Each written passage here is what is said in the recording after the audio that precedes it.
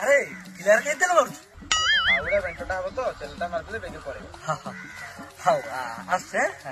ए ए पैसा के फेरुड के विश्वास कर सांग भारी असुविधा असुविधा बा सरू नहीं केबे पुणी सरीबा देख असुविधा बा चारियो कियो सुविधा हेले पुणी देबी विश्वास कर सांग मो पाकु दिल्ली पैसा आउछ रे दिल्ली ए देख पर दिन 10,000 टका आइतला ता पूर्व दिन 5,000 टका आउछ दिल्ली आउछ भाबुछ पैसा आसी आणी तो आगो दे देबी हेले आउ इच्छा काम पड़ी जाउछ आउ इच्छा ए देख एबे तते कहू कहि दउछ एबे देख 5,000 टका पटर धरि जाउछ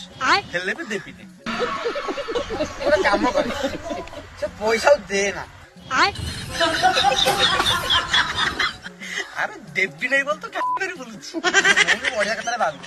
तू से पैसा फेराना रख किंतु ये जो बेंटरे तेल मारुथली फाउडा रे पुरिया पई याको फाउडा रे पुरी ना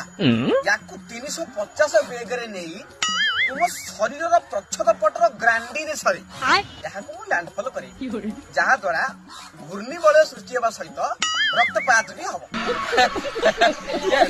नहीं रे सेमती लागे मु आज जाउतली रास्ता खास तते देबी बोली नाइ पैसा दो ना